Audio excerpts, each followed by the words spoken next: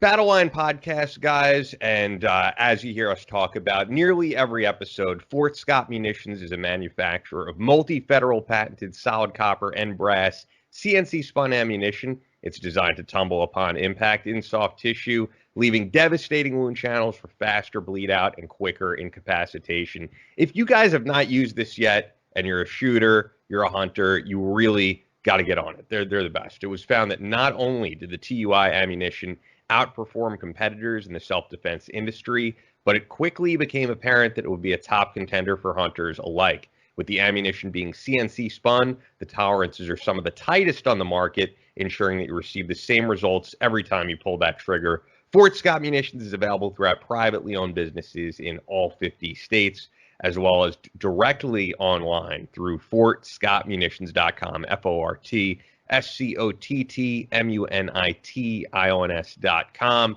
And you've actually been doing some shooting past few days, right? Oh yeah, no, every chance I get and I can get home. I do say when I'm home, oh my gosh, I just want to sit home. I don't want to go anywhere. But the range I use, Inter 10 range here in Omaha, it's 5 minutes from my house, so I'll jump down there and throw some rounds downrange. Yeah, so I'm still shooting, and we had that course in Chicago where I probably shot myself. I didn't shoot myself, but I shot probably 500, 600 rounds, and yeah, it's bro. There's no comparison. And for people, if you're doubting it, there's enough video, YouTube evidence out there that Fort Scott posts, and all you got to do is go on YouTube and search Fort Scott Munitions, and you can see the effects of that ammunition, and even in comparison to other types of ammunition from other ammunition companies out there. So it's the best out there, and gets back to the family. Still a family-run business in small Fort Scott, Kansas. And they have so much honor and integrity, and they do huge patriots, and you know, they're just a good company. So you get great product, and you're getting a good family that runs a great company, and a great workforce there that really believe in just making the best product for you out there, and as the individual, not just mass producing it for the biggest contracts that they can get. It's for that everyday person that needs it for their home or for hunting. And great guys, fantastic stuff. I'm not going to use anything else. Would never use anything else. Right on. Well, use exclusive promo code Battleline for 15% off your first order, or all orders, I should say. Net, it's really your first order. All orders for 15% off. Yeah. Use Battleline at FortScottMunitions.com. Only available to listeners of the Battleline Podcast. Get on that now. Stuff is selling out. Fort Scott Munitions is a proud supporter of Chris Peranto, Battleline Tactical, and the Battleline Podcast. Special guest this episode, St. Nick, John Nicholas Cassel. Yeah. Excited to have him on, so let's get right into everything.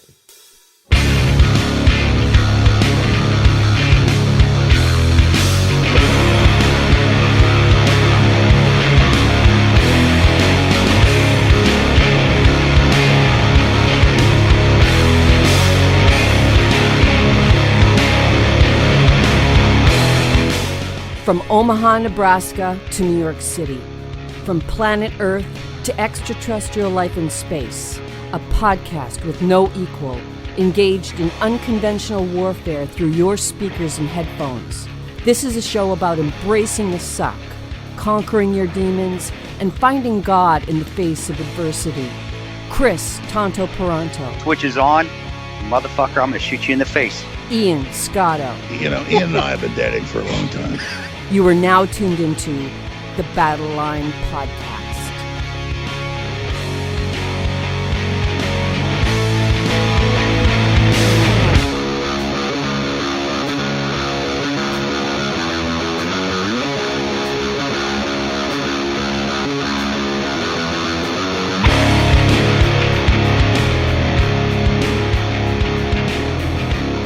Battleline Podcast, the switch is on.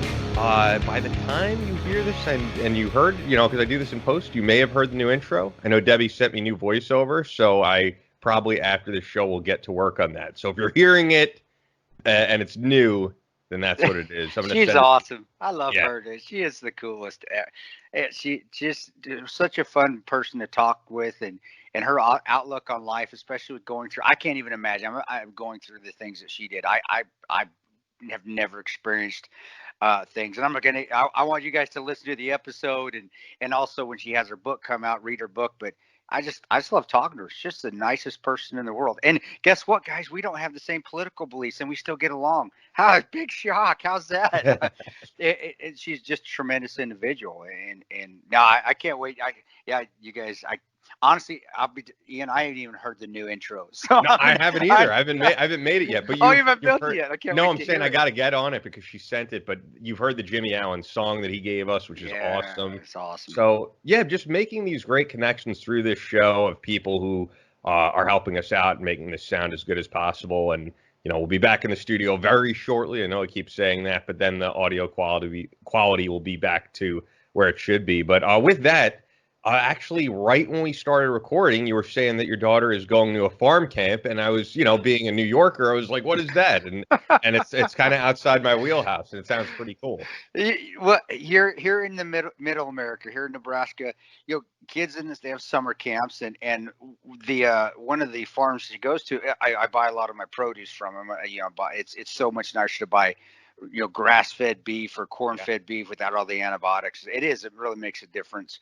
And one of the farms that I do buy the produce from, they have a farm camp, and the kids go. It's a reminder if you're my age, getting close to your 50s. Remember those field trips that we used to do in school, where you'd go out, you'd pet the sheep, and you feed the pigs, and you learn a little bit about the farm. You walk around. That's essentially what it is. And I don't think the kids really do that much for field trips in school anymore because of all the worried parents that something's going to happen to them.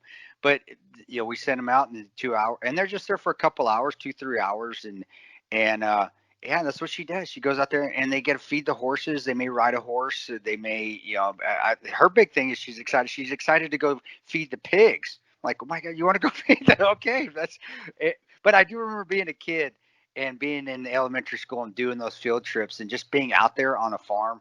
It's awesome. And she's excited to get out there and do it. And that's what happens in Middle America. That's what they do when you're a kid out here.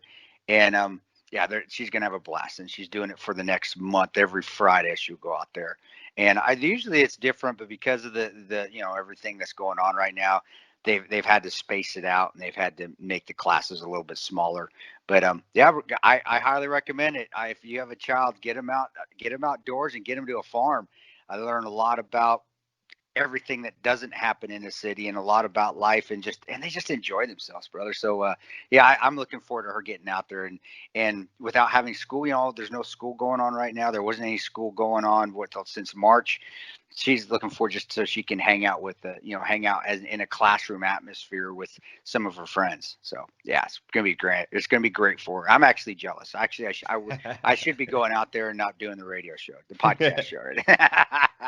It sounds great because I do think, especially at least here, there's a huge disconnect from, where we get our food and also, the differences, as you said, between going somewhere where it is a small farm as opposed to these factory farms, which is pretty, I'm a meat eater, obviously, but you look at some of the ways that we are killing the food that we eat, it's become very inhumane because of like the mass production of everything. And I think there's something to be said for people who take pride in that work and, do things in as humane a way as possible. And actually, it's like a very sacred thing that they raise these animals and we end up eating these animals. And it's, this gift that we have to have the food that we do. And I think most people, it's including myself, you go to a supermarket, you just see this stuff packaged and you don't think of the process of what goes into it. And you're right. You think of it that way. And kids, even if they're not thinking of it in that terms, which they most likely aren't, they're still getting that. They're still seeing it. They're still seeing the people that it's supporting. And I like your comment, what you just said, especially about, it's not the processed super mega meat packing industries. It's small town. It's their livelihood, and they do it. They do take it as being spiritual, not just their livelihood to make money, but this is what we do, and this is what the earth gives us, and this is what God, and I'll say this is what God's given us, and we we're thankful for it. And I'm sorry we got to kill it, but we need to eat, and it's given to us in that respect, and we're thankful and blessed to have it. And it's all, and I guarantee you when they get out there, they're, because that family that we buy some of that produce from, they are very Christian. They're a Christian family. The farmer out there, was a former Army guy as well, former Army vet. He's an Army veteran. So you're right, brother. And I guess I took it for granted when I was taking field trips, because I lived in a rural area called Alamosa, Colorado. But you know what? Thinking about it now, as you say that, when even as a kid, though, as you get on that farm, you do feel that it's like a blessed area. You feel that, and I'm not being cliche. I am not. You do think that, and that's why honestly I tend to like to live in rural areas. Even though Omaha, we're probably going to move to a more rural area, because Omaha's getting to try to be like a city, and that's not what we want. And there's something to be said about rural and hardworking middle America that gets lost in the shuffle, bro. It really does. So well said. I mean, I just honestly didn't think of it that way till you said it. And like, you know what? He's right. Fucking Igor's right again. So well said, though, brother. That was very well said. And I know my daughter is getting that, because she always comes back from with a smile when she goes to these camps, and tells us how fun she had. And that's the beauty of me being a father too, is I get to hear it and experience that, and that's awesome. Hear her just go 100 miles an hour. I did this. Ah, it's like, that's so awesome. So, yeah, well said, bro. I put a smile on my face. No, I get it, because I think if you grew up, I'm here on Long Island, but if you grow up in a major city, you've never even seen a chicken on a farm, likely, or a cow, or any of that stuff. And I think there's truly a huge disconnect of where these animals come from and what the farms are like. You know what I wanted to say? I was thinking about this. This was kind of weighing on me before we recorded this, and I wrote it in the notes. Maybe we'll get into this a little bit with John, because I see the stuff that he posts about it, but and especially with him being former law enforcement. Yeah. We are no doubt embedded in like a huge culture war right now, where you just see the toppling of statues of everything. I mean, indiscriminatory of what they represent. It's crazy. Whether it's they got rid of the Texas Ranger statue in the airport. They are toppling down all the Christopher Columbus statues and the founding fathers, and even the Arnold Schwarzenegger statue in Ohio was defaced. And what I wanted to get into, because we really try not to get so political here, and I'm probably preaching to the choir. I know that this audience is disgusted by it, as I am. Yeah. But I think now more than ever, we are so bombarded with just really bad news and really negative, like, taking down of American culture, instead of expanding on American culture and maybe making things more diverse by celebrating the great Americans who have come after the founders, rather than erasing our entire history, which seems like what we're doing. And it just got me thinking that we were never meant to be bombarded with all this information day and night the way we are with social media. And it really, we've talked about it on the show before, it really separates you from the earth and from why we're here and our purpose. And this might sound a little like kumbaya for this audience and not very switches on. But yeah, I see more and more people getting into, whether it's meditation, yoga, just general mindfulness practice. People like you who go for a run and because I really do think it is going to fuck with your mental health to have to be bombarded with this day and night. And to me, it doesn't mean put your head in the sand and not be aware of what's going on and not fight for what you believe in. But at some point, it's like you have to turn it off, because I've realized now more than ever, it is just nonstop. We went from coronavirus now to basically taking down American history, and John is former law enforcement, so I'd love to hear his take on it. But now to, instead of finding a solution for what's going on, let's just abolish police altogether. It's the most absurd idea I've ever heard. Brother, that's politics for you. That's politicians, and I know I've been saying that for the last 6-7 months since I got out of all that crap. Just turn the news off. It does no good. The news does not. And you don't worry. You will find out. You're gonna, if there's something that you need to know, you're gonna find out about it. But being immersed in it and picking sides, it's led to us where we're at right here. And I've said it a million times as well. This country, it's like we thrive on drama. Where other countries, they have drama thrust on them. That you can't escape it. We can escape the drama, and we still just need it so bad. Look at all the reality shows you have. It's all just straight drama on there. And I think it just, and I know you know this, and I don't think most people even think about it. It makes us as a culture worldwide look so bad because idiots. They make fun of you. You know, China, we've talked about it. They're literally building concentration camps for Muslims. They have huge race issues there. Yet they're able to look at America and go, wow, this country has huge race issues. And it's not the reality. It really isn't. We're an issue with, we have problems in the law enforcement community, which they will get sorted out. They better get sorted out. But it turned into, well, we're huge. This country's straight up racist. It's not the case at all. We talked about the New York police officers that when we talked about that, when they had that wrongful death, they shouldn't have killed. And I know you know a little bit better than I do, brother, but where the gentleman was selling cigarettes or something, and they killed him. He was selling loose cigarettes out of a pack. And we even said those police officers did that were all minorities. So wait a second. Well, no, I think the police officer who actually choked him. I'd have to look back. I do think it was a white guy.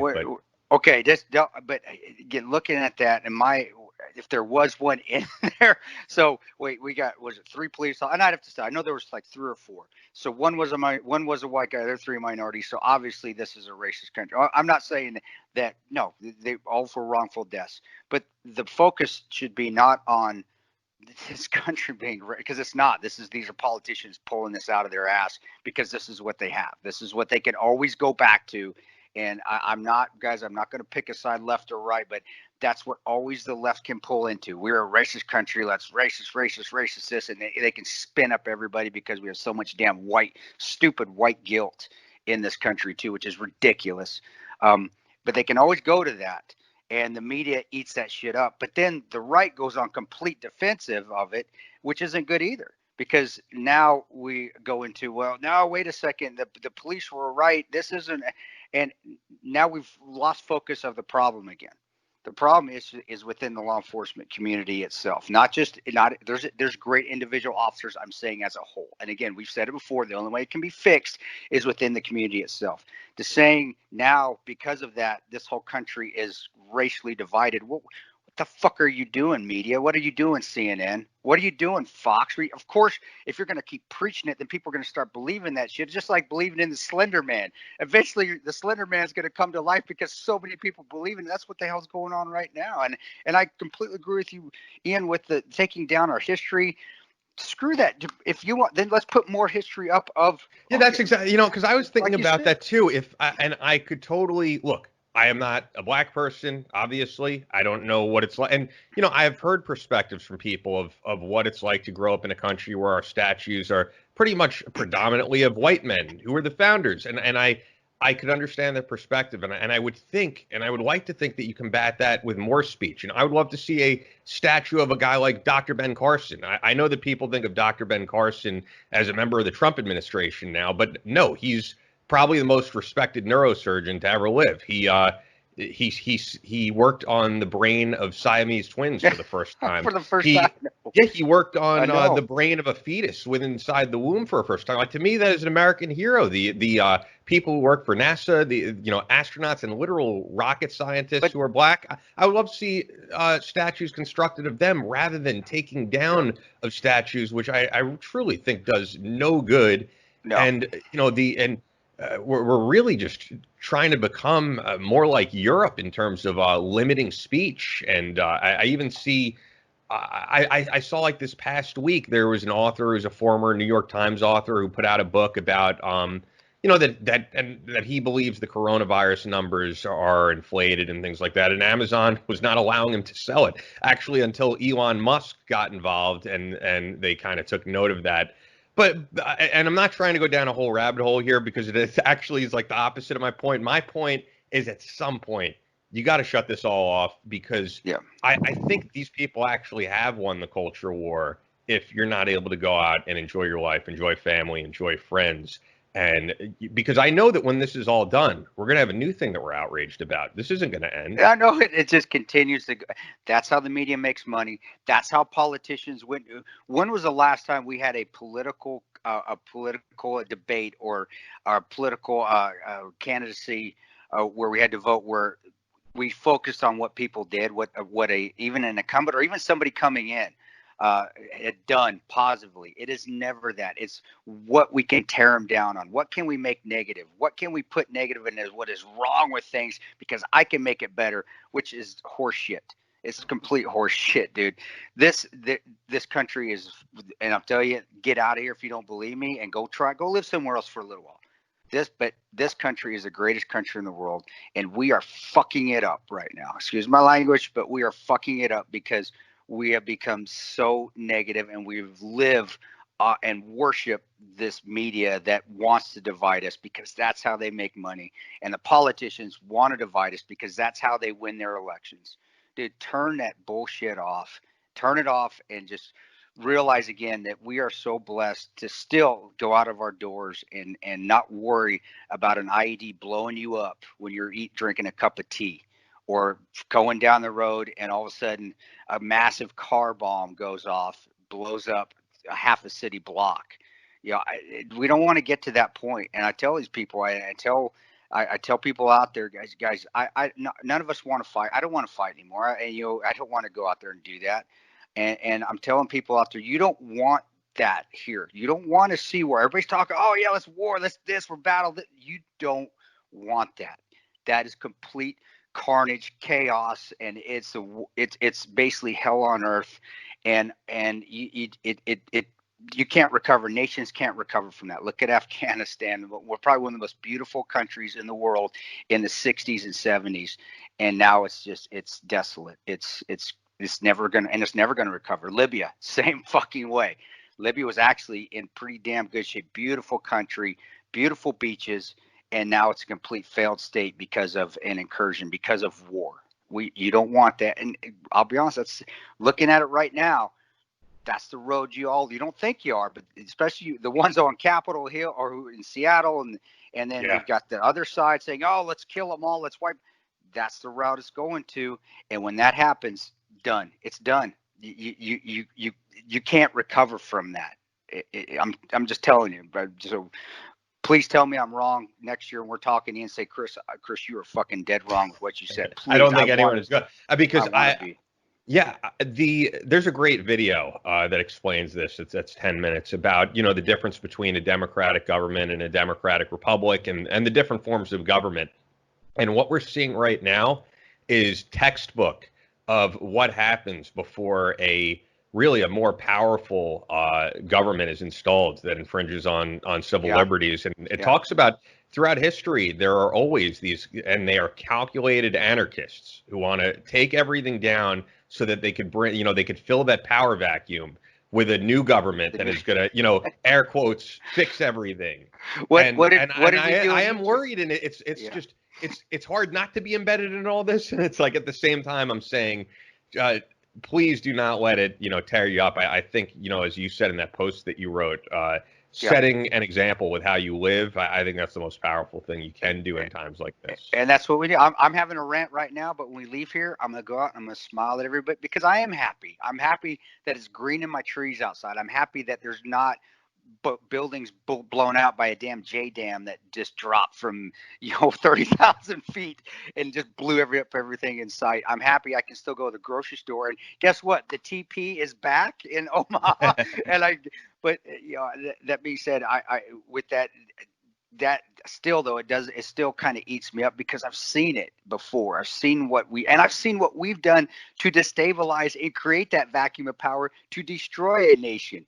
That's where I'm getting that from. And so sometimes I think back, and I think even last night I'm in my gym working out downstairs, and I'm like, man, this is textbook unconventional warfare. What's going on right now within our own country? Are there generals and politicians that are willing to do that to their own country to get what they want? And that's how it all starts in the other countries too. That's how it starts. They're doing things to their populace without anybody knowing, something on the back of the backside, making it look like it's other things because they're manipulating people's anger and they're dividing people to be able to start a kind of it's what they call a covert war. And I hope not, man. I hope there's not generals and politicians in the Pentagon because their party isn't in power, or they don't have the president they like, and they are doing things to make it that bad so people vote for their side, because that's not the route you want to go to. And if there are generals and politicians doing it out there, I will. I preach peace. I don't want to hurt anybody. I don't. But if you're going to destroy a nation because of that, I will. If I could, I'll say it right now. You can call me a hypocrite. I will hurt you. Because I'm not going to raise my family in that sort of environment, and I don't want that switch to come on, and none of us do. None of us want that switch to come on, but we're not going to sit back and watch you destroy. And it's not the people doing the sit-ins, it's not the people doing the protests, and they're doing what the First Amendment says to do. It's the ones above them that hopefully they're not, but if they are, it needs to stop. Because Ian, I'm completely agree with you. We're going down that road, but the best thing to combat it, again, is to get out there and just be good to each other out there. And then don't rise above. I said hashtag rise above it all. Just rise above it and get up there and be a good person to everybody. And doesn't matter who it is. And defend what you need to. When you're threatened, that's how it goes every day. But just be good to everybody else. If it's not a threat and somebody's just doing something wrong, I hate going out and watching people wear masks. I can't stand it. But if it makes you feel better and you make it feel more comfortable and it makes you happier, wear that mask all day. And I'll get over my little pet peeve of that. And I'm not going to wear mine, so don't judge me if I'm not wearing one. But I want you to be happy, just like I hope you would want me to be happy, even if we all do have our differences. So I wasn't going to rant either, and here I freaking am ranting down the road. So, I mean, it's really hard not to at this time, because as you said, even if you're not embedded in the media, it is surrounding us right now, and it'd be crazy to act like the country is honestly the same country as when we started this podcast in November. Things are changing so rapidly, and it's a crazy time. I do want to get to John, and I would actually love to hear John's, as a law enforcement officer, his solutions to what's going on, because I'm sure he has better ones than what we've been hearing as someone with that experience. So before we get to him, Fort Scott Munitions is, of course, a manufacturer of multi-federal patented solid copper and brass CNC spun ammunition. It's designed to tumble upon impact in soft tissue, leaving devastating wound channels for faster bleed out and quicker incapacitation. This ammunition was originally developed to innovate and improve on the standard of military-grade ammunition design. It was found that not only did the TUI ammunition outperform competitors in the self-defense industry, but it quickly became apparent that it would be a top contender for hunters alike. With the ammunition being CNC spun, the tolerances are some of the tightest on the market, ensuring that you receive the same results with each pull of the trigger. Fort Scott Munitions is available throughout privately owned businesses in all 50 states, as well as directly online through fortscottmunitions.com, FortScottmunitions.com. Type in Battleline at checkout for 15% off your order. That's only available to our listeners, and product is leaving the shelves fast. So Fort Scott Munitions is a proud supporter of Chris Peranto, Battleline Tactical, and the Battleline Podcast. Once again, use that promo code Battleline for 15% off your order. Joining us for the first time on Battleline Podcast, St. Nick John Nicholas Cassel, former police officer and U.S. government security contractor with deployments all over the world, Balkans, South Central Asia, and the Middle East. He's the author of the new book, and I'm the only one on video, but I'm holding up for you guys, John 1513. And we're excited to have you on, man. Looking through the book, as I was saying to Chris before we brought you on, just privately before, we weren't recording, but it's a cool format, how every chapter is like a different story and a different chapter in your life, and whether it's talking about your faith, whether it's talking about deployments. I think people are really going to gravitate towards this. Yeah, I appreciate you saying that. I wanted to write a different kind of book because I think not too many people anymore, it seems like, pick up a book and just dive right into it. And I was hoping that I would write the kind of book to where you could pick it up and just flip to the beginning of any chapter and it be its own story. So I think each chapter and each story kind of holds its own. And I didn't number the chapters in numerical order. I just titled each one of them the name of a story. So, and they're all true stories, you know. They're about adventures from my 25 years working in public safety and public service, and some folks that I've interacted with over the years, and adventures that I've been on, and close brushes that I've had with death. I think a lot of people probably have those kinds of stories. I know Chris does. A little bit more than a few. Our buddy Pistol Pete calls those mulligans, you know. Yeah, the book is kind of about like me interacting with those folks, and us, you know, as the title suggests, John 15:13, that being a verse from the Bible about showing no greater love than when you lay down your life for your friends, you know. And I think I know that's what Chris and I did for each other out in the field. And then it's also about those mulligans. You know, how many mulligans does a person get? The number's different for everybody. Do you only get one? Do you get 100? You know, how is the number different for everybody when you have those close brushes with death, before you run out of those free passes, you know, and then it's your time to go. So yeah, I appreciate you having me on the show and letting me talk a little bit about the book.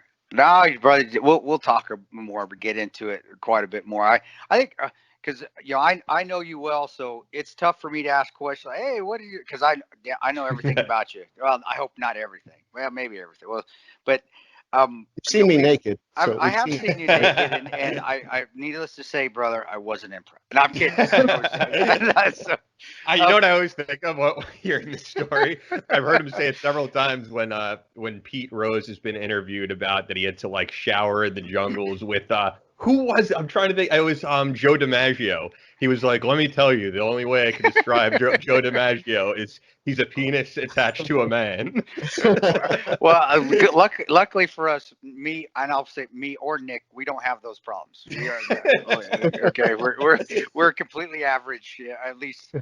Well, I guess that's all relative. But hey, brother, you know, we'll talk about the mad shitting moment because we got to get into that because we make fun of each other on social media. And I honestly, that shockingly, somebody taking a huge crap and breaking somebody's toilet in Iraq is actually a bonding moment. That's your side of the story. Well, it wasn't a big, huge shit. It was just, it was like an average shit. You know? Again, that's relative. We're talking relatives, though. What a big shit to me is obviously is a normal size shit to you. That just says what you eat. It was one of those immediate emergency ones where I wasn't going to make it back to my pod, so I needed to use yours. But okay, we're going to get into it right now. That could have happened to anybody. That could have happened to anybody, Chris. It was a facilities issue. But it was don't try, dude. The hot water line from his shower decided that it wanted to cross into the cold water line just as I flushed the toilet. I was doing a courtesy flush, and I saw this steam coming up from the toilet from the hot water tank. And he says it was because I dropped a nuclear turd. Dude, you got to take it from my perspective. We're done for the day. Nothing's going on. I don't think we had anything left to do that day. It was the end of the day. I think I was just going to go run around the hill there up in Erbil and run around I'm laying on my bed relaxing, and he comes in, you know, oh yeah, go ahead, go do your thing, brother. I know you won't make it. And I look up, and to me, it didn't look like steam. There was smoke coming out of my bathroom. So what are you going to think? Like, holy shit. And the toilet would not shut off. It just kept going. I expected to see it spurting all over the ceiling. But those are the things that you see when you're overseas that happen to you, that it's just part of the fun of being with your buddies. And, you know, John is one of the it is, but John's really, he's one of the few that, and he'll be honest, he'll tell you the same thing. He'll agree with me. He's one of the few guys I did get along with overseas because I was Oscar the Grouch a lot of the times. Like, leave me the fuck alone, just leave me alone. I don't want to be bothered. But he's one of the guys that I did. And you love me because I'm not a sellout. And that helps. That helps too. And he wasn't a jail. He wasn't what I call the jailhouse lawyers that would sit around in the kumbaya pits, bitch about everything was wrong. but never do anything to fix it or say anything to the person that needed to fix it. And that's why I just walk. And so I remember I would tell John, I was like, dude, that's fucked up. And he was my boss. John was my boss. Those last 2 years we were working, dude. And him and I had gotten a few things, and he would always calm me down though. It's like, hey, dude, you need to Tano, just relax, man. Relax, calm down. But you talked me off the ledge a few times too. Yeah, bro. Yeah, we did. We did. And but get in, because a lot of people we talk about the agency stuff, but get into because I think it's important to the book is it was a good read. Your stuff growing up, Fort Benning, at my stomping grounds as a police officer in Fort Benning, man, and how you got into that, and even your dad, man, because of your dad, and thank you for his service. Your dad was a Ranger, and getting into his service and how it just pushed you to where you wanted to go, dude. I think people need to know that, because I know who you are. I know you went through some hard times as a contractor when we were in Kabul a few times, just because I don't know, maybe it was a background, maybe you just didn't get along with some of the guys there, but you got along pretty much with everybody. But you fought through some adversity yourself, and then your time as a TL. But it all started, to me, from my experience, your dad first, because of his service and how you grew up, and then when your young days as a police officer that people can read about in John 15:13. But if you can go into that a bit, because I think that was interesting to me, because I didn't know a lot of that stuff.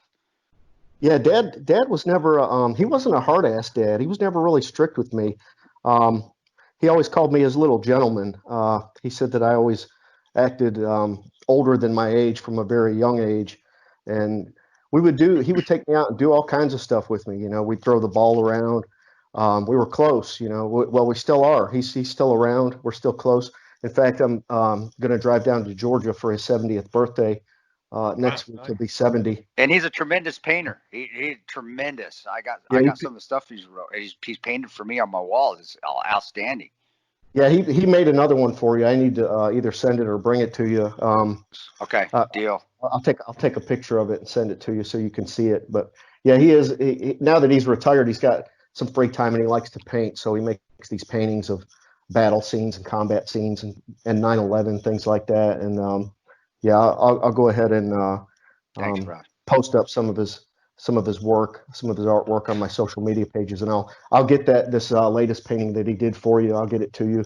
But yeah, Dad was a infantryman in Vietnam, and back then he was like 19 or 20, which is where I wanted to start out my book, John 15:13. I start out the book when I'm about a 19-year-old police cadet. My dad was doing much cooler and much more dangerous things than I was. You were in Benning, but you were in Benning though. Benning can be a dangerous place, dude. Don't sell yourself short. Yeah, that's true. That's true. Columbus isn't. It can be. Yep.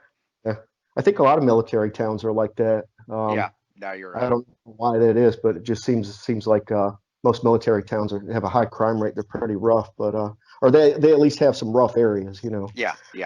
You know what I think is interesting about your background, and we've never had anyone on the show with your background, at least up until this point, that people might be interested in when they think of guys like Chris or guys like Tig, who have been on the show, who are in the contracting world. It usually goes from at least military veteran or very often special operations military veteran into the contracting world. You have a completely different path, and people might be interested in that. Yeah. I was never active duty military. I tried to go. I actually wanted to go when I was in high school. Desert Storm was kicking off and everything. And my dad actually talked me out of joining the military. He said that the Army never did him any favors and he didn't want to see me go that route. He told me that, he said, John, if you want to join the Army, then go to college first. Don't join straight out of high school. Yeah. Go in as an officer. He said that'll give you 4 years to think about it. Maybe do ROTC, during college or whatever, but just don't join right out of high school. So I was interested in law enforcement, and criminal justice was really the only curriculum in college that I was interested in. So I joined the police department as a police cadet, and that's kind of where my career in public safety took off from. And I talk about all that in the book. I talk about working undercover for the Vice unit when I was a cadet, and I talk about my progression going into being a sworn police officer and then resigning from the police department to go out and do more worldly things. I didn't just want to serve the community of Columbus, Georgia anymore after 9/11. I wanted to do something bigger. So I talk about going off to Kosovo, going off to the Balkans and serving over there in a close protection unit. And then that was just kind of, that's where my Blackwater experience started out, because a lot of the guys after their contract was up in Kosovo, that was a DynCorp contract with the DynCorp, yeah. I was going to ask you, that was DynCorp. Okay. Yeah, that was a DynCorp contract with the State Department back then, working in conjunction with the UN Protective Service. And then a lot of the guys, though, when their contract was ending over there, Blackwater was starting to hire because Bremer, the Bremer. Yeah, that was about 2003. Paul Bremer, Blackwater was putting together a protective detail for him and everything. And they were taking a lot of dudes that didn't have a military background. They liked the Kosovo close protection unit guys because we already had that protective background. We were escorting a lot of Serbian and Albanian judges and lawyers and politicians to and from the war crimes trials and to and from their offices on a daily basis, just to make sure that they weren't attacked, because Kosovo was still pretty violent back then, like in the early 2000s. So those guys needed protection. And then, Blackwater started offering these guys that were leaving Kosovo all this money to go to Iraq, Afghanistan, and the hot spots, for that time period. So that's where my career took off. I had some SWAT experience. I had a little bit of tactical background, from my SWAT experience in Columbus, and then having done that close protection work in the Balkans. And so that's why I always tell people when people try to label me as a hero, I always tell them I don't consider myself, I'm not a hero, but I did have the pleasure of being able to work alongside a few, and I've just always been blessed with being in the right place at the right time, I think. And I've had some good adventures, and I've met some good dudes, obviously, and formed a lot of brotherhoods, What was good, with us working, and what I admired about John, because when guys came in that were former military or even former special operations guys, they did have a little bit of a disadvantage. They did, because they really didn't fit in with the clique, and there was cliquish. I'm not gonna say there wasn't. There was, but you may have a Ranger clique, a SEAL clique, a MARSOC clique, but then you have the special operation guys, and you're like, oh, who's this officer guy coming in? And the ones that succeeded, and John was one of them, the ones that succeeded were the ones that shut their mouths, didn't have that chip on their shoulder, didn't talk about how many no-knocks they had, didn't talk about how many high-risk warrants they had arresting that 70-year-old woman. They just came in and they shut their mouths, and they listened and learned. That was because John says he was a gentleman as a kid growing up. Well, it definitely went into him and how he handled himself with at least from what I saw. Now I didn't, maybe John has another story there, but what I saw is when we were in and I first met John, there was, dude, the most laid back dude, like, hey, yeah, I got you. I'm just listening. I'm just here to learn. And that's was my mentality. And that's what it's like, dude, this dude, he's a good dude. He's a great guy. There's no competition. There's no, I got to prove myself this ego by talking myself up, because as soon as you heard that, it's like, you know what? You aren't shit. You really aren't confident in yourself. We don't want you. I don't want you here. I don't want to ride with you. I don't want you. And John was one of the guys that I would always like, yeah, John's going out. Yeah, I'll go with him. And it didn't matter. He didn't have the background. I knew he'd take care of himself just by the way he handled himself. And when we were downrange around all the guys, and when people would pick at him, he'd throw some stuff back at him, but he never got butthurt. Or if you did, he did it in his room and he cried on his pillow with nobody seeing it. Maybe that was, but I never. You see the guys the ones especially and it was a lot of guys that were just, they would get so butthurt. I'm like, dude, this is, stop. You see, they're razzing me just as much as they're razzing him, and he never did. And then. There was one time in Kabul, I can't remember what was said. Somebody razzed him a bit, and it was about 3 minutes later, and then he got him back. Like, oh my gosh, well played, brother. Because you weren't expecting it. It came out of nowhere. And I wish I could remember what you said too. I think it was a Halo thing, or Stretch said something, man. And you got him back. I was like, oh my God, I love this guy. Like a high five. But I'm like, I consider myself an insult sniper. Some guy, 60 gunners.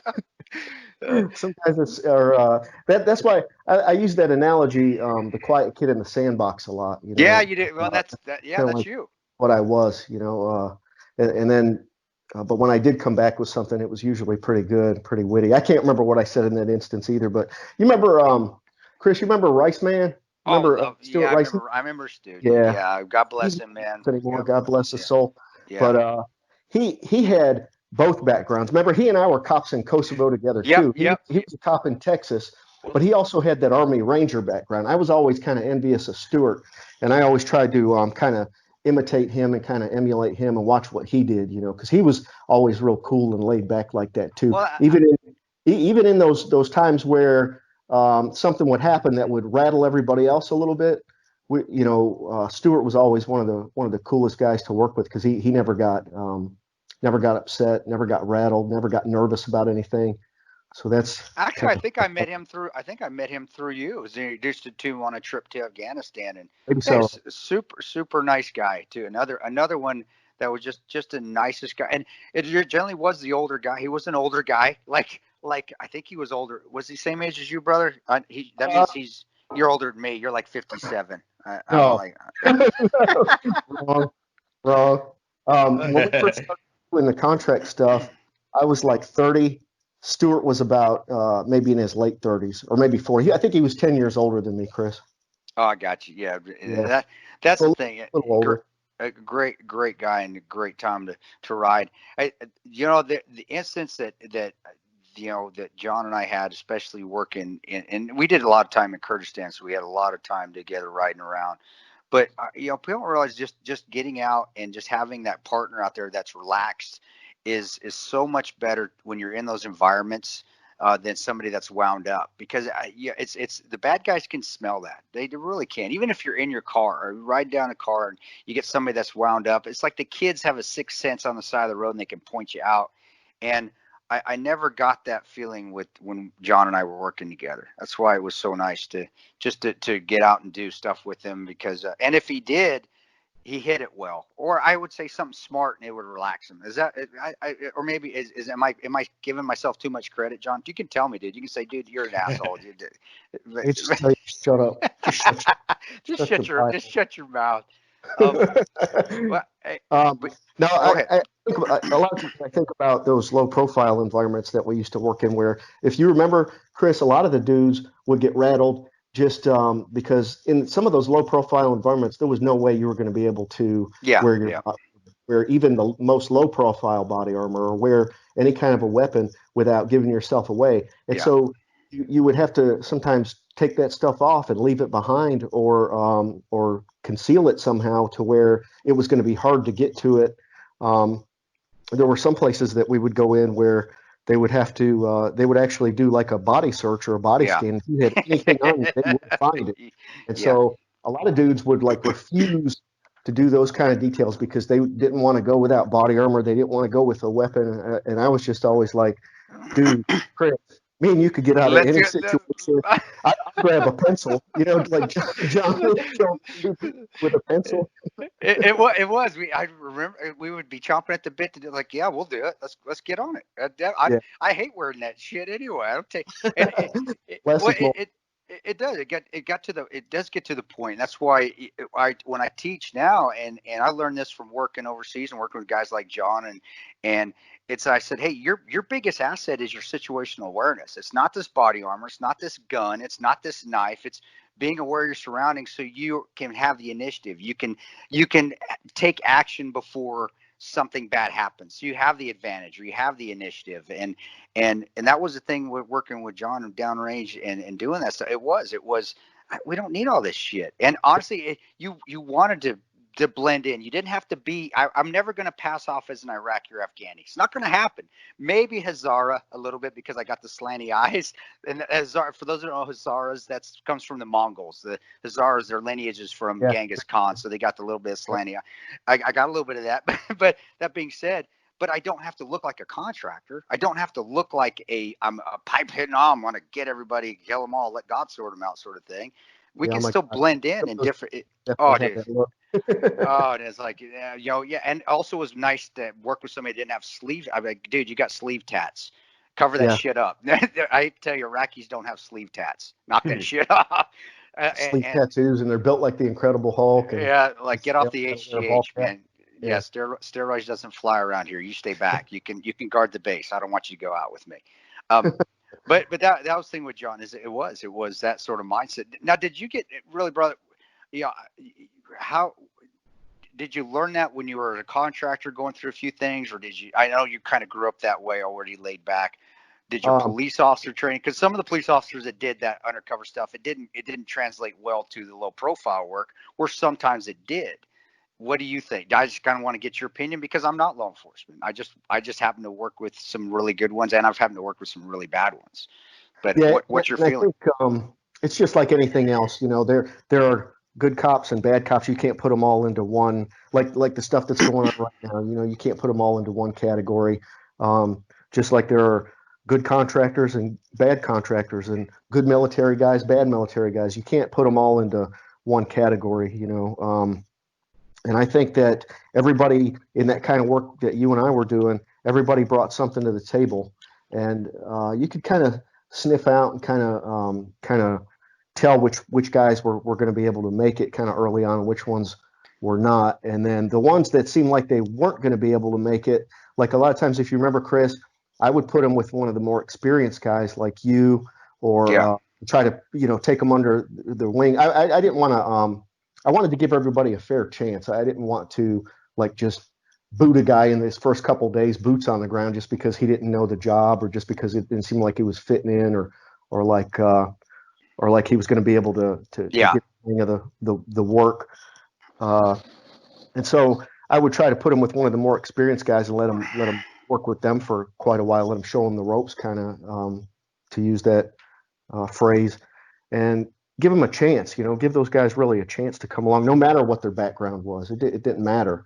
And then it seemed like, just to go off on kind of a side note, about a little over a decade after I had been doing that kind of work, it seemed like the folks that Chris and I worked for, like they were trying to kind of weed out the guys who didn't have a military background, and the guys who came from some other background like me, and a different type law enforcement style background. I mean, trying to beat us out and kick us out. Well, kind of, if you want to, and this is your platform. If you want to get into that when you transfer from a contractor to actually working as a staffer, you don't have to say him. I'll say him. Say CIA. I'll say, hey, bro, I'll say they can come get me. But what was your, when you get, and you got in early, did you see a transformation? Because brother, whether you say it, and I believe you the same beliefs the same as I am, the agency is extremely political, and I think even became more political as the years have gone on. But you were there every day when you weren't deployed. You had to be at an office there. What was your feeling? As much as you can say, don't violate non-disclosures. I was like, oh hell no, dude. I knew some dudes that switched over from contract to staff. That did that, and I saw like a benefit to it for my family and I. Like I was starting to think that maybe that type of work, doing contract work, was kind of like musical chairs. When you wanted to be. Well, it was. Stopped. Well, Go ahead. I wanted something with I wanted something with, a retirement plan and medical benefits. And I knew a few guys that had done it, had switched over, and they talked me into it. And so I think it's been good for the most part, because I was still able to keep a career, even though they kind of ran me out of that one unit that you and I used to work for. I was still able to keep a career. So I still have my retirement and my benefits and everything. Whereas with contractors, you kind of have to make your own. No, you do. You do. And a lot of guys don't. They don't get plans for it. They don't set up businesses, and they spend all their money between. They go on the deployment. They make all their money. They come home, or they don't come back to the States when they have their time off. They maybe go to the places that they go to, and they live like a rock star. And then it's gone. The $10,000 on stripper poles and Dom Perignon in Amsterdam. It's gone on its truth. But That's what they do. I couldn't. Yeah, I couldn't live in Northern Virginia. That's just, to me. Every time I got off a plane, I got off a plane in Dulles or Reagan. There's good people there, but it's a cesspool. I get off and I just feel dirty. And so I admire you for being able to do that. It was an adjustment. Yeah, moving to Northern Virginia was definitely an adjustment because we were living in Georgia when I was doing all the contract stuff, and that's our home. I wasn't born in Georgia, but I was raised around Fort Benning because Dad was in the Army and everything, and and that's where I spent my 8 years as a cop and spent most of my adult life. And then when I took this job, I had to. One of the conditions is that you have to live near DC. Yeah. So I moved up here, and it took some talking to Kim and the kids too, because they're in this with me. They've been in it with me since the beginning, and so. Oh yeah. Moving to Northern Virginia was definitely an adjustment for them too. But we've been here for 11 years now. It's been good, for the most part. That's awesome. I don't have too much bad to say about it. But I think when I do fully retire, I consider myself to be partially retired now. But when I do fully retire, I think we're going to go back to Georgia. We're going to move back to Georgia. So you're currently doing more law enforcement stuff or contracting or whatever you're allowed to say? You want me to say he's still working for the people we used to work for, everyone, but gotcha. Doing different stuff. Okay, now okay. Don't worry, John. Hellfire's not going to come in your house. Yeah. You're fine. So no, you know what I wanted to ask you about though, because we're kind of getting into it, and as Chris said, neither him nor myself have the background as a police officer, and I know you've been pretty vocal about everything going on, and I think it's interesting because everybody is kind of giving their opinions on everything going on right now. I think anybody in their right mind state knows that the idea of defunding and abolishing the police is a completely ludicrous idea. But from your background as a police officer, there are obviously some problems going on. As you said earlier, I mean, I think all of us can agree there are bad cops, there are good cops. What realistically can be done? Because neither Chris or I have the background. We can give our opinion, but you've actually lived it. I don't think the problems are systemic. And I actually, I don't know if you guys recall it or not, but in reading through my book, there was an incident where it's the chapter where George kills Maggie. George kills his common law wife Maggie, and I go after George. And it's just total coincidence that the character's name in the book happens to be George, and now we're all talking about this George Floyd stuff. The George that I went after was actually about the same size, about 6'4", about 220 pounds. And I'm just an average size guy. So I went after George by myself. And then if people want to know more about that story, they can pick up my book and read it. But I don't think the problems are systemic. I always tried to be, when I was a cop, you have those lines in your mind about where you can, how far you can go without crossing a line when you're interacting with citizens, and if I think good cops, most good cops anyway, when they start getting close to that line, they know to back off, and I almost don't think, there is some training that goes into that. You can teach that, but I think a lot of it also has to do with a person's moral values. And I think a lot of the folks, like the dude that I talk about, Tommy, the one cop that I interacted with in that chapter of my book, he didn't have that same moral fiber as a cop that I had, and I had to tell him to back off.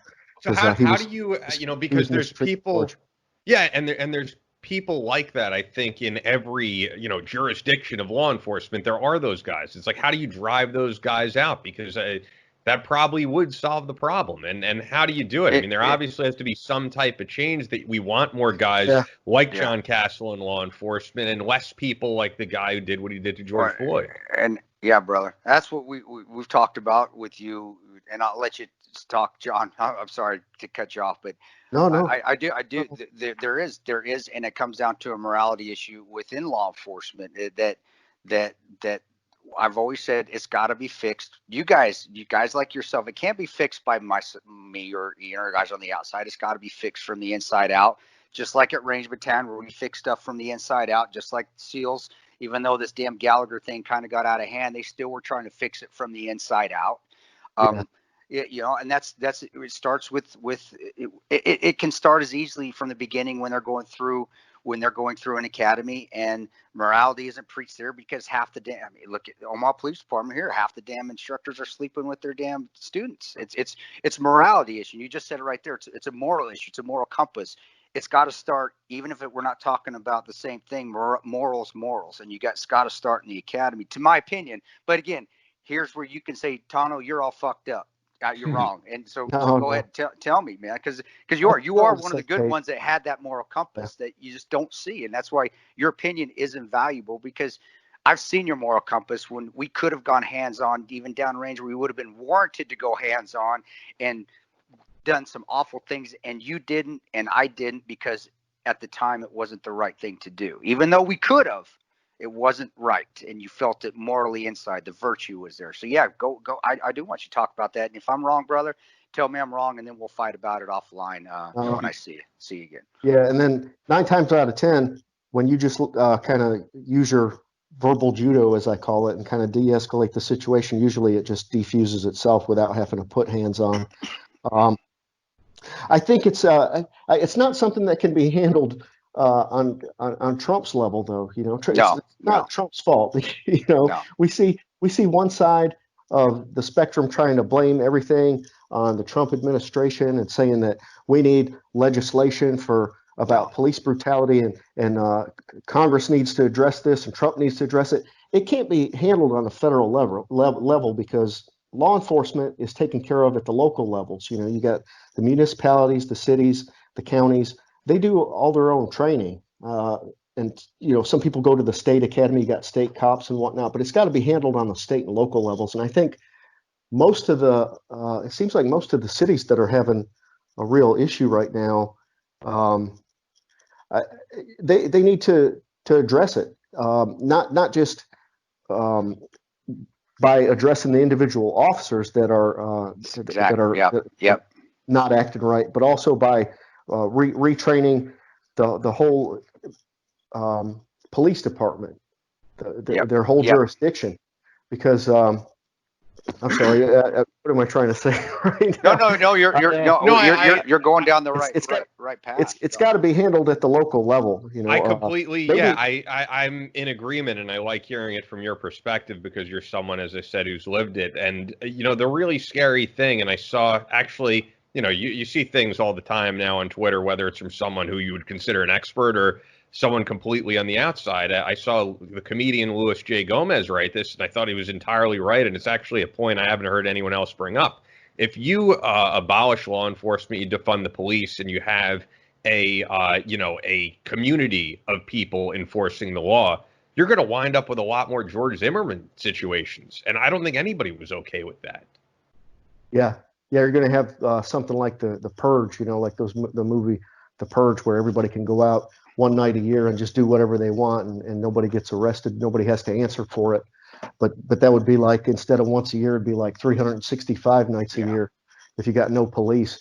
But I think what I was trying to say before is that, like, maybe the Minneapolis PD needs to go back and retrain their whole police department on arrest procedures, because that dude kneeling on George's neck when George Floyd was not even resisting, that's clearly misconduct, and that doesn't need to be addressed on, I see these protesters saying this needs to be addressed on the Congress level, this needs to be addressed by legislation. That stuff's already illegal. You can't treat people that way. It's already been addressed, and everybody's already agreed that that's wrong. You can't treat any citizen that way, no matter what color or ethnic background they come from.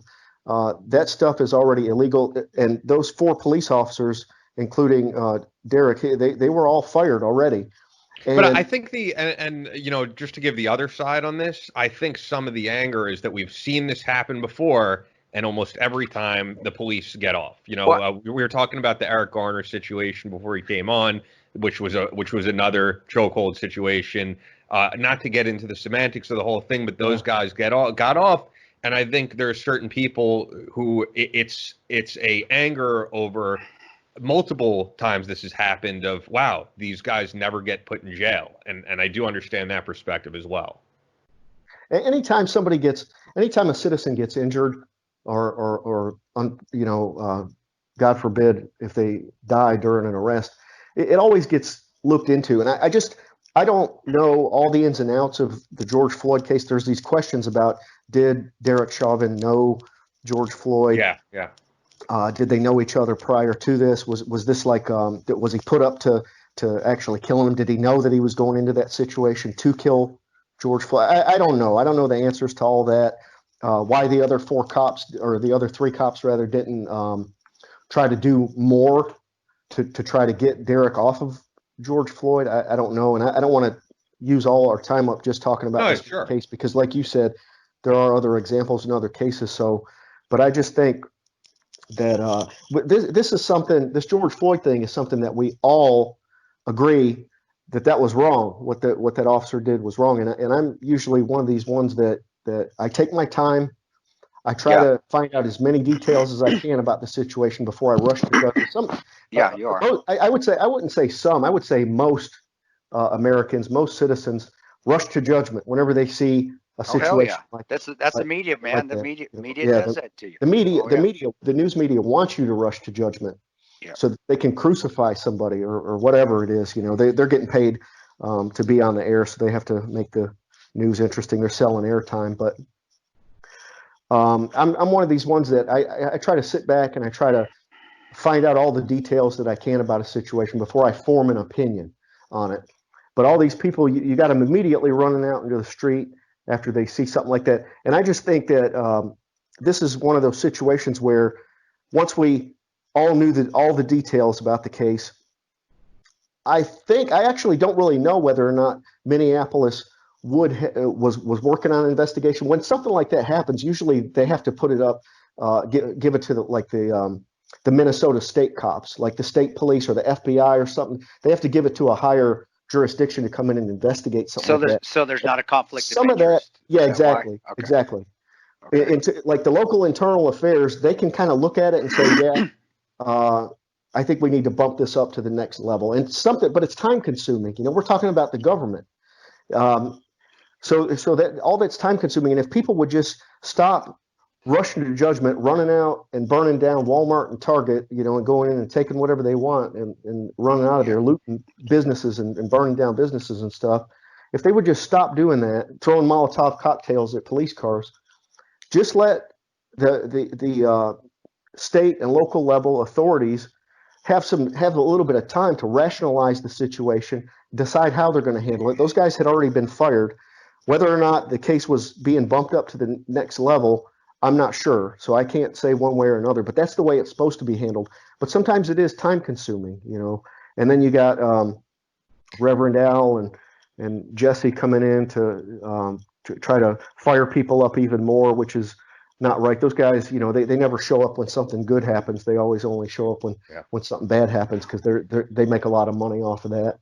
Right, but you're saying, going back to, and if you listen, guys, when you listen to everything that John said again, we come right back to more legislation, more laws, not going to help. They never do in anything. We already have laws out there to stop. Where's it going to end? Where's it going to get fixed? It's going to get fixed in-house, in your lowest levels before, and that's when you start developing that morality. And if you don't have that morality, then you know what, you do have to be a little bit more picky at who you're putting on the streets. It comes down to numbers. We saw that in the contracting world too, where we just needed numbers. So the quality, not just the tactical quality, but the quality of character of a person started to go down, because you just had to get numbers to fill it. And I think that's where you get with some of these departments.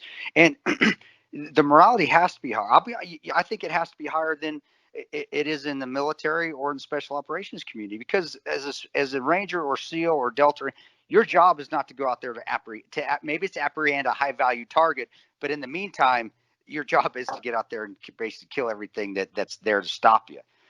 Police officers, you got to have even a higher moral character and a higher reservation, because that's not your job. Your That's job is to be that security, be that guard out be a there. voice of reason. Be a that voice of reason. Yeah. I think a lot of that started to fall the wayside too when we stopped, brother. And I think you had a lot more community policing going on when you were there. You don't see that nowadays, even in small towns. You see the Terminator look of a police officer in the car with his sunglasses, windows up, driving down the road, and it's so impersonal. And police officers, in my opinion, have everybody's a suspect to everybody out there nowadays. I think they're kind of even taught that. Well, it goes both ways. Now the public has that. Well, every police is a suspect and they're all bad because nobody's I don't envy them. Yeah. So to be honest with you, Chris, I don't envy them. I wouldn't want to do that job again. If anybody ever asked me, would you rather be doing what you're doing now, or would you rather go back to police work? I wouldn't want to be doing that job nowadays. Just because it's almost everybody's got this us versus them mentality, and I don't like that. I don't know if I would handle that very well if I was out on the street. I agree. It's a huge problem. This whole all cops are bad mentality. It's crazy. Getting back into they're not. 90% of cops are good cops. I would say, hey Chris, you remember even when we were doing like contract work, and you probably remember from the military too. You'd always say we're always going to have that 10%. You're always going to have one. And the thing is, go back to it. Out of 10 dudes, you'd have one that sucked. But you have to fix that dude, whether it's closing that squad room, beating him down, or getting him out, just getting him or her out. And we are, and that's where brother, you're one of the guys when I say, I know good police officers. You're one of the guys that I refer to when people ask me about that. But I also know shitbag police officers too. And the good police officers, to me, just seems like they get pushed out because they try to help, they try to fix it, and they're rebuffed because I always say nobody hates a bad cop as much as a good cop. There's no citizen, no matter what ethnic background they come from, nobody hates a bad cop as much as a good cop, because they make all cops look bad. They make you all look bad. I've heard that. You say that before, bro. You said that before. So it's not just up to the supervisors. It's not just up to the chief of police or the training division of the police department or the sergeant or whoever. It's not just up to them. We got to police each other too. Yep. I wanted to get back into the book with something that I found pretty interesting. As I kind of said with the book, and what's interesting, it's a shorter read, and every chapter kind of goes into a different part of your life, a different story of someone you knew. And one of those chapters is called The Lone Ranger, and it's about Chris, and it's about your working relationship with Chris. And something I was wondering is, you guys are two of the few people I know, and I've interviewed plenty of guys in special operations, law enforcement, who put out a book like this under the faith category. So is that something you guys connected on early on, that you are both people who put faith high on your list of personal values? I almost feel like guys who rely on their faith to get them through everyday struggles, and especially when you're working in some of the crazy situations and crazy places and dealing with some of the crazy people that Chris and I dealt with. I think guys who have faith in God or faith in a higher power, I think they kind of recognize each other kind of early on. I don't know that we ever really had to discuss it. I don't know that we ever really had to talk about it, but I just recognize Chris as being one of those dudes. Yeah, it was. And it was, I saw the faith. When I wasn't as faithful as and my faith would wane, I could lean on John, because he always was. It didn't matter how bad situations were. You just knew it was there. He's stronger faith than now. That being said, I've come, I think, to his level finally, where my faith matches his. But I always saw that with him, and that's where I wanted to get before you have to get off. You're talk about your faith, because your book is faith based, and I know you're a strong believer in God, but I also know that you've failed, and you've had to ask for forgiveness as well. And you don't have to get into that, but I do want you to do, and I want our listeners, especially in these times, to hear about your faith and where it came from and how strong it's gotten over the years.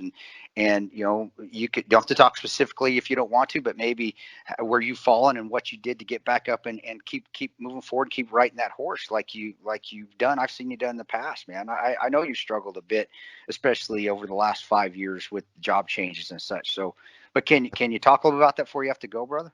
I'd love to hear it. Yeah, there's a reading from the Bible. There's a phrase that I like to say to myself a lot of times when I'm in those moments of doubt, and it usually lifts me back up or gives me the strength or the courage that I need. It's I'm learning to be content in all things. When you say I'm learning to be content in all things, that doesn't sound like I know it all, I got this. It's just that you're learning to be content, especially in those situations where you could get killed, you could get fired, you could like the worst thing in the world might be getting ready to happen to you. You just tell yourself, I'm learning to be content in all things. And then I believe in Jesus Christ as my Savior. So I always, after that phrase, I'm learning to be content in all things, I say to myself, I can do all things through Christ who strengthens me. And that gets me through 90% of the daily struggles. Just saying that to myself, those dark moments, we all have them. Those challenges that get thrown at us on a daily basis. When I say that phrase to myself, it just always makes me feel better. I'm learning to be content in all things. I can do all things through Christ who strengthens me. And then sometimes you got to delve a little bit further into that. You might have to go pick something out of the Bible. You might have to go pick up your Bible and actually read some verses or some chapters out of it. And journaling helped me as well. That's what led me to kind of want to put pen to paper and write a book, because my book has actually, I tell people this a lot of times, it's gotten me through, sitting down and writing it and then going back and reading it. I feel like I matter. And that's what I wanted to share. That's a message that I want to share with other people who might be struggling with something. It could be the worst thing that they've ever experienced. But if you sit down and write out your story on a daily basis, and then go back and reread it, even starting from a young age, talk about significant things that you've done in your life, and then go back and reread it, that makes you feel worth something. That makes you feel like you matter. You sit there and you think to yourself, wow, that really happened, and I really did that, and I'm still here. I'm still sitting here today. I got through that. And you might even talk about things that helped you get through those situations, and even sometimes, even now, I'll go back and I'll read your book, or I'll read The Patriot's Creed, your new book, or I'll read The Ranger Way, or I'll go back and read 13 Hours again, or I'll go back and read my book again, and I'll be like, wow, I really did that. I interacted with those guys. I worked with those dudes, and this is my story. I went and did all these things, and that makes me feel like if I were to fall off the face of the earth today, or I weren't here anymore, then somebody would miss me. Lots of people would miss me. I would a little bit, just a tad. A little bit. Just a tad. You'll hashtag it, and people have asked me, why does he do Oscar the Grouch? Will you tell everybody, because you can tell it better than me, because you saw when I was a little bitch, and what you and Boston did. But yeah, can you tell people that? Because to me, I hear it from you, and I look at it like, God, I was a little bitch. Hilarious. I just laugh. I would never call you a little bitch. I was being one. I would just say that sometimes, no matter how close you are to your brothers over there, or how much you love them, we still fight sometimes like brothers do, and but you always come back and you say, hey man, I'm sorry about what happened earlier. But this, I think, usually when the Oscar the Grouch situations would happen, it would be when we were all overworked and undermanned and working some of the crappiest details that our bosses could possibly find to put us on. And tensions would start running a little high, among the teammates. And when we would be finished for the day, usually most of us would kind of go out to the common area, kind of congregate and socialize a little bit. But sometimes Chris would just want to go be in his room. I don't know what he was doing in there. Maybe he was talking to Tanya and the kids. I don't know. Sometimes I think maybe he was just go in there and have a little spanking. It's long. It's a long trip, man. I could have been in there punching the clown. I don't know. It's possible. Punching the clown. I haven't heard. But our bedrooms were just off of the common area. A lot of times, a lot of the places that we lived in, our bedrooms were just off of the common area. So if the guys were making too much noise in the house, you could hear it from your room, And so Chris he'd open up his bedroom door, and he'd yell at us, and he'd be pissed sometimes, because we were making too much. Hey, you guys shut up. I'm trying to, sleep in here, or take a nap, or whatever it was he was trying to do in there. And then he would slam the door back shut. And so it reminded us of like the old Sesame Street episodes of Oscar the Grouch, when he'd lift the can off of the garbage can and he'd stick his head out and kind of yell something at people, and then slam the lid back down. So we took we went on the internet and printed off this picture of Oscar the Grouch and stuck it on Tonto's door, and then it stayed there for the rest of the trip. Tonto loved it, so he just left it up there. I remember I got done doing whatever I was doing, walked out the door, looked at, and I didn't know what was going on, and you guys were all smiling at me. I saw your goofy ass smile. I saw Boston's goofy ass smile. I even think Swanee was there at that time, and Swanee and I just started to get along. I think he's one of the greatest guys, great guy. But I remember, and I looked, I'm like, what? And I looked at the door, and I turned around, and I'm like, fuck, you guys got me. You sons of bitches. You sons of bitches. I think that was the same trip where you super glued BC's. Yeah, super glued BC's locks because he did. You don't get, as a senior guy, you don't make it. That's not how it works. You don't make a new guy pack your stuff when you're going home. I was like, you son of a bitch, see, moral character right there. And guess what? The other guy is stepped up and bit you in the ass, BC. Nobody's your slave. Yeah, that was awesome. That was awesome, brother. Yeah, man, it's good. That's good a funny talk. story, man. Good talk. Your voice. And I think it goes to, we've had so many guests on from all different backgrounds, and I don't know this because I've never been in the whole close quarters as you guys, but it's almost like interesting how we've had guys in bands where it's the same thing. You're with the same group of guys day in and day out. Someone's gonna piss you off. I think no matter who you are. You do, brother. You can't help it. There's always gonna be some little new, nuance, or they're gonna be nuisance, I should say. And that's gonna rub you the wrong way. And I think, brother, that time it was right around Christmas time too, and we were there for Christmas. So, and we had that shitty ass chief. He was terrible. Remember that?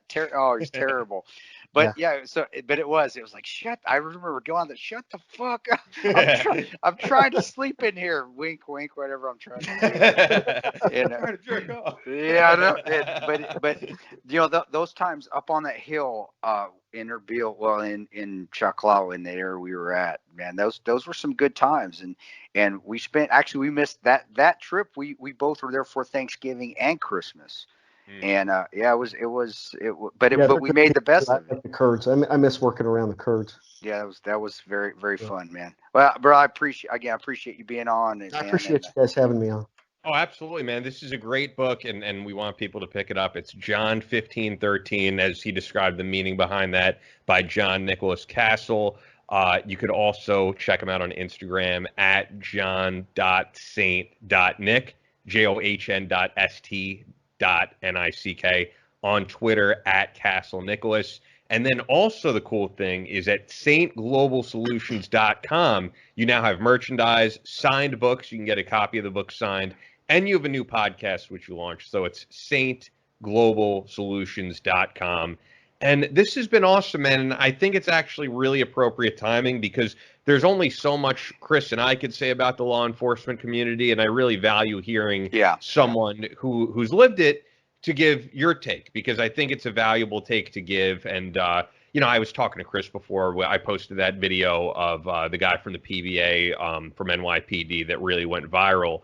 And one thing he said that I think really resonates is he said, we've been completely left out of the conversation of what's going on. And it's true. I mean, you look at social media, you look at the news, and it's almost like the only opinion you're hearing is of the people who have a generally negative view of law enforcement. But I'd like to hear what they have to say, what they could do to fix the situation, because whether it's systemic or not, which we got into, there is a problem that we're seeing in certain areas, whether it's the entire U.S. or it's just certain areas of the U.S. And I think it's on them to fix it rather than this whole idea of let's throw out the entire system that we have and abolish law enforcement. I mean, you talk about an essential job. It's pretty much as essential as you get. I know people were up in arms for a while about the idea of defunding the United States Postal Service, which, total other topic. But let's be honest, if they were to get rid of the Postal Service, there would be something that can come in and fix it, whether it's Amazon or UPS. You get rid of police, you get rid of law enforcement on the local level. There really is nothing that could fix that and could take that place. And I want to hear the view of guys like you. Yeah, you can't get rid of them. And like I said before, I think that most cops are great cops, but they just right now cops are on the offensive instead of the defensive, and you got to be more on the defensive and more proactive, like with everything that's been going on, like for the last, I'd say probably 10 years in police work. You can't, it's almost like you can't even defend yourself anymore. So you can't be proactive. You have to be, like most cops, I think, are reactive to situations, and they're in that offensive mode. Like, I could get killed right now. I'm going to have to defend myself. And you got officers that are just sitting in their police car eating a sandwich or writing a report, and then some dude comes up and just blasts them. Sitting in their car. They're not even interacting with them at all. They're just sitting there. It's almost like open season. It's like open season on cops. And so those guys people talk a lot about military dudes and people that have served in war zones having PTSD, but there are a lot of cops who, have PTSD issues as well. And a lot of people don't really relate post-traumatic stress to police work. They usually relate it to soldiers or military people and folks serving overseas in combat and whatnot. But people have to think too that a cop on a daily, I think PTSD is cumulative, so it kind of builds up. You don't have to point to one specific incident that actually caused it, but I mean, there might be something that happened that was like a catalyst that just set it all off, Yeah. And I think that might have, they're going to have to look at that with the Derek Chauvin situation, other situations like that as well. Well, and that's again where it comes down to local and state. They've got to figure out in-house, and if that's the case, you can't put the dude on the street. Just like if we had a guy that was gun happy or trigger happy, brother, would you put him in your car with you? No, we checked it ourselves. No, and guess what? This ain't the job for you. This is not what we do. We don't get out there. We're not direct action when we're doing the other stuff. And that's where you mentioned that.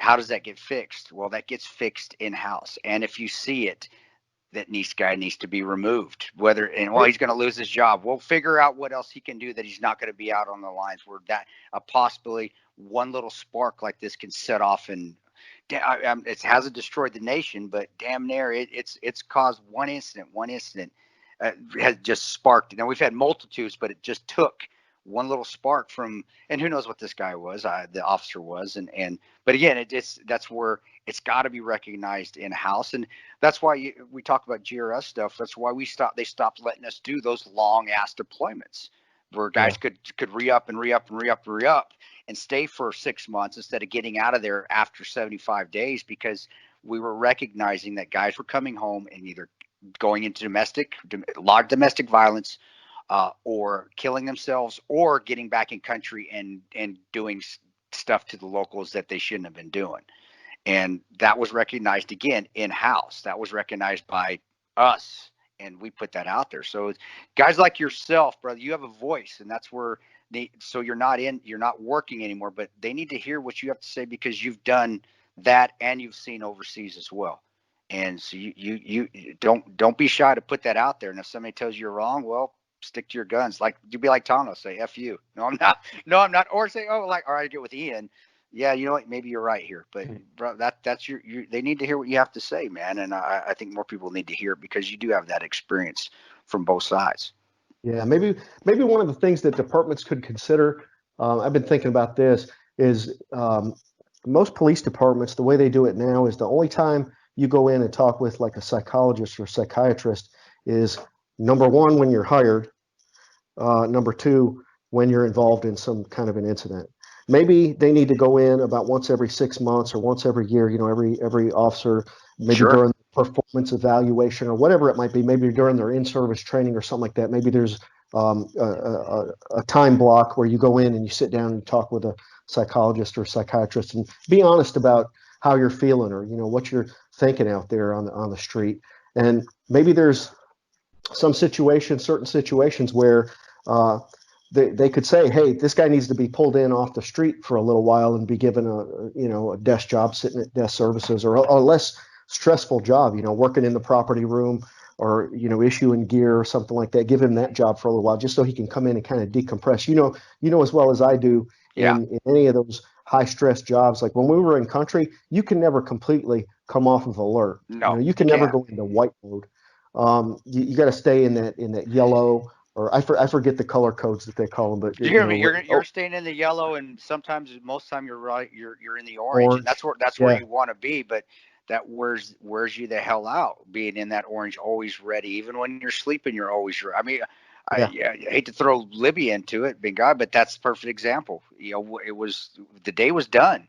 We're getting ready to rack out, getting ready to case. We're calling it. Guess what happens? And we got to stay in the orange because something happens. That's happened in Cabo when we had all hands. Whenever the stupid ass CID guys would wreck their cars because they didn't know how to drive in Cabo, and they're calling us. What do we do? Somebody starts screaming on the radio. All of a sudden, you got to keep the radio on all the time. All the time, you can't even shut it off. So you're radio.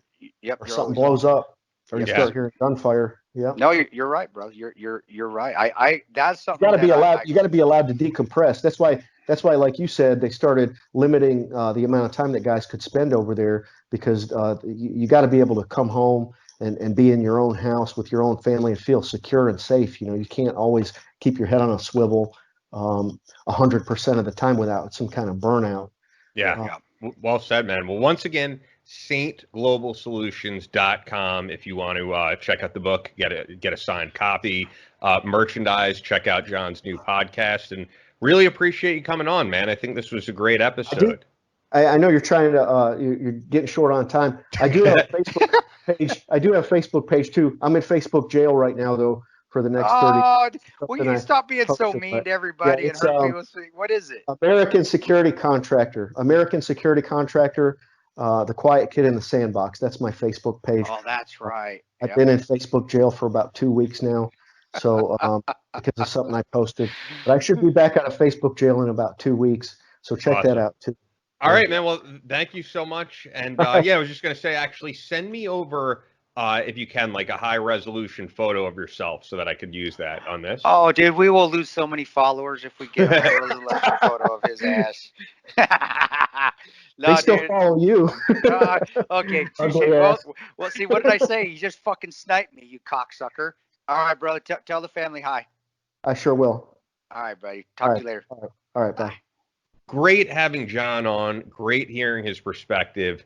And as always, Fort Scott Munitions is a proud supporter of this show, a manufacturer of multi-federal patented solid copper and brass CNC spun ammunition. It's designed to tumble upon impact in soft tissue, leaving devastating wound channels for faster bleed out and quicker incapacitation. This ammunition was originally developed to innovate and improve on the standard of military-grade ammo design. It was found that not only did the TUI ammo outperform competitors in the self-defense industry, but it quickly became apparent that it would be a top contender for hunters alike. With the ammunition being CNC spun, the tolerances are some of the tightest on the market, ensuring that you're going to receive the same results with each pull of the trigger. Fort Scott Munitions is available throughout privately owned businesses in all 50 states, as well as direct online through fortscottmunitions.com. Use the exclusive promo code Battleline for 15% off your order. Only available to listeners of the Battleline Podcast. That's fortscottmunitions.com. Offer code Battleline. Fort Scott Munitions is a proud supporter of Chris Peranto, Battleline Tactical, and the Battleline Podcast. Once again, great having John on. It's funny as we were wrapping things up. Not funny, but I know you have maybe a difference of viewpoint. We didn't really get into it until PTSD versus PTS thing. But I do get where he's coming from, because I think it's true. I think people associate post-traumatic stress strictly with the military. And it's really, I think, anybody who has a life or death stressful job. It's just natural that it's going to happen. Right, and I'll bust John's balls about that later. He knows that, but it just becomes such a habit because that's what the nomenclature has been for so many years. But I of course they're going to have you, and I could even probably say Debbie even probably has a little bit of it from her incidents. You don't have to be in combat, and any veteran that says, "Oh, it's only in combat," no, I don't believe that, and I don't think any veteran would tell you the same. I believe that there is, and that's why starting at the academy with that moral character, putting hard training, making the standards hard, that is so important, because that's where you will see if somebody does have that constitution that is weak, that they shouldn't be there. Now, you can still develop that post-traumatic stress. You're going to develop it over years, and law enforcement officers, police officers, and first responders, firemen as well, and those that work as EMTs, their job is continuous. So over the years, I bet every damn one of them has had that's been working for 10, 11 years, whether they've been shot at or not. A lot of them, probably 90% of them, haven't been shot at or anything, but they still are under immense stress. So I agree, John. There should be periodical checks to see how your head is, because you become desensitized. That's one thing I talked about a little bit when I came back. The first year I was in Iraq, where I spent a year in Iraq, and I came back home, and I was so insensitive to what was going on around me. And my wife, my beautiful wife Tanya, her father was dying of cancer in the house, and I didn't care. I couldn't care, because I for that whole year I'd been, and that was 2004. That was bad. That was a lot of shit just blowing up, people dying. I mean, it's crazy. It was adrenaline filled crazy. But just that year, I can't. And it was like, so, big deal. I've seen people die. You really lose yourself.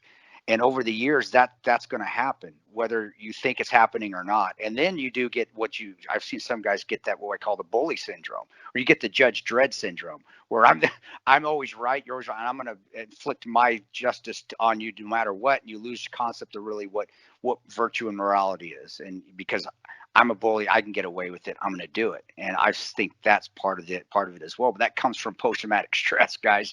It comes from nothing else but that. But it's all started. It's all weeded out in the beginning. At least you're setting the stages to weed people out, or weed them out in the beginning at the academy or at basic training. Or if you're going to be a ranger, you're doing it at Ranger RIP. Or if you're going to be a SEAL, you're doing it at BUDS. And that training is so intense and stressful on you, because they want to see if you can handle it there. Because if you can't handle it there, you're not going to be able to handle it down the road under certain combat situations, or you're not going to be able to handle it year after year after year after year after year. And I just don't see that as being the standards they set. Again, I've never been through a law enforcement academy, so I'm not going to say that, but I don't think the law enforcement academy is near as hard as ranger assessment selection or I mean, I would training. doubt it. I mean, just from a standpoint of looking at guys, I mean, there's plenty of cops who are completely out of shape. I don't know if you remember the guy a few years ago, and my friend who actually is NYPD laughed at this, that there was a police officer suing the NYPD because he said the job made him fat. Oh my God! And my friend Ricky, who is NYPD, who's like a gym fiend, was like, "Trust me, I make time to do my job and go to the gym. I think it's part of the job. You have to do that." And so you're never going to see an active duty ranger who's fat and out of shape. No, they do get it after they get out. Believe me, there's a few. So I said active duty. Yeah, actually, it's well said, man. I'm glad you got that. But you're there. And I do believe in this, and this quote didn't come from the military. It came from actually athletics, a football coach. He said, "Fatigue makes cowards of us all." And keeping yourself in good physical shape keeps you mentally in shape and keeps you confident. When you are mentally out of shape, and that's just because you've been overworked, you're stressed out, and then you become physically out of shape, that brings that doubt in. And I'm feeling like, oh, bullshit. No, I honestly believe that. I really do. Being in tip-top condition not only keeps you in shape physically so you can reach the objective, do the job you need to do, but it keeps your mind strong and it keeps you confident. And it allows you to push through that adrenaline-filled fear that you're going to have, that you have when you have to go hands-on on somebody, or you're faced with bullets flying at you, or you're faced with the protesters coming down on you. Stuck in the middle of Baghdad, getting out in oh my Lord, I'm going to tell you, they're not scary. They're fucking scary. But get out. We get into an area there north of Baghdad. Actually, it was off Wild Street, right off one of the bridges. And we got into an area that we didn't know, and we drove right into a full-on riot. You have to force yourself to get out of that car to get people off of it so you can get out of there. you can't, yeah, we could got out and just start shooting everybody. We could have, and we didn't, because that wasn't morally, that wasn't the right thing to do. They weren't shooting at us. That's how I looked at it. I didn't think of it, but forcing yourself out of that car in the middle of that you put yourself in, you're not in the front lines, you're in the middle of it, to get out of there. And I did. I had to muzzle thump somebody with my rifle, get off my, bam, right in the face, backed off, give you that little break to get out of there. And we drove out without running everybody over either. I get it, guys. I'm not telling you that I don't understand what you're going. I do, but there is a morality that you have to fight through. And being in back to physical condition, being in good physical shape, which I was at that time. I still think I am, but that was in my 30s, and I was tremendous physical shape. And the team was in tremendous physical condition because we worked out together. It did help, and I think it did help people make good decisions. And I do think it's the same. And you being a physical trainer, brother, maybe put your 2 cents on there, because you're in the physical world too. Does it help you with your mind? Does it help you make better decisions? Of course, man. And I think you could observe it right away. Of also people who come into the gym trying to change their life around. Yeah, I mean, like, I'm going to be honest about it. You could tell the guy who comes in, who is the guy who sits around watching TV, let's be honest, probably like jerking off to porn all day, has no physical, no physical activity in their life, and they're sitting around not doing anything. There's a huge difference in mentality between that guy and the guy who's self-disciplined and gets up every morning and goes for a run. It is all mental and physical. It's all one and the same. I'm sorry if I'm being, graphic here, but it's true, man. I think you could notice it right away when you meet someone who's in a certain mindset, who's, not going to be up to, mentally prepared to take on challenges. And that allows fear to come into your life. And that's what happens now. When fear comes into your life, then this is what we get, guys. It's that people like, it can't be that simple, Tano. It is that simple. It really is that simple, that being your best person in faith, physically and mentally, creates virtue, which causes you to have good moral compass, good integrity. We have laws because we don't have virtue in our lives anymore, because we've pushed God away and listened to the idiot box and listened to the damn politicians who speak eloquently but are damn near a bunch of imbeciles. I don't get fooled by that shit. I speak like an imbecile, and I think I'm kind of smart. But don't all those pretty words, all those things. Don't get swayed by. Don't get drawn in by those things. And bro, it's. I think a lot of people out there are very smart, and I think a lot of people out there really great people. But you can get easily manipulated, especially in times like this. We're already coming off the COVID fear, and then we jump into this. That's why I think about it, Ian, when I say that. I'm like, God, that is such a military tactic to destroy a nation. That's what we do.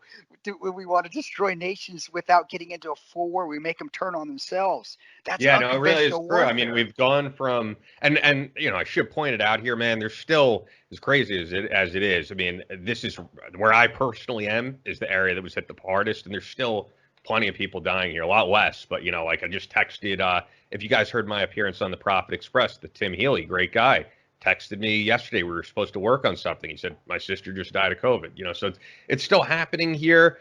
But the point is, we went from fighting this virus to fighting each other. And it's really sad, man, at a time that we should be uniting as a country. And I don't think it's going to get better anytime soon, because we got the elections coming up. No matter what the outcome is, there's going to be some form of craziness. So that's why, going back to what I said at the beginning, I think the best thing you could do is to work on yourself, be the best version of yourself, tune out the noise at some point every day. I personally have gotten in the habit of, and I know both of us were like extremely active at one point on social media, not so much anymore. I put my phone in the kitchen. I wait. Yep. I don't do this every morning. Sometimes I'm not the best, but I do try to at least get up, go for a walk, you do something at least somewhat physical before I tune into the madness going on in the world, and try to see the beauty in the world, because I walk outside my door and it's great. The weather is getting gorgeous awesome here, and it is. I got to hang out with friends last night. People are finally meeting up again, and yeah, I do think it's important to kind of tune out the negative energy going around and tap that positive energy. Well said, brother. Well said, and I completely agree with you, man. It's beautiful. Their parks are opening up here. I don't know about New York, but I know a lot of states. Yeah, it's starting went and played at the park. A little local restaurant that's down here called Tussie's near my home was open. It was good to go in there and see the waiters. Is it just waiters? I don't want to keep, I'm going to say both because that's how I am. Waiters and waitresses out there. I don't care. You guys get pissed off at me for that. I don't really get so tired of all this shit. Oh my God, it's ridiculous. It was so nice. So I agree. Just life is good.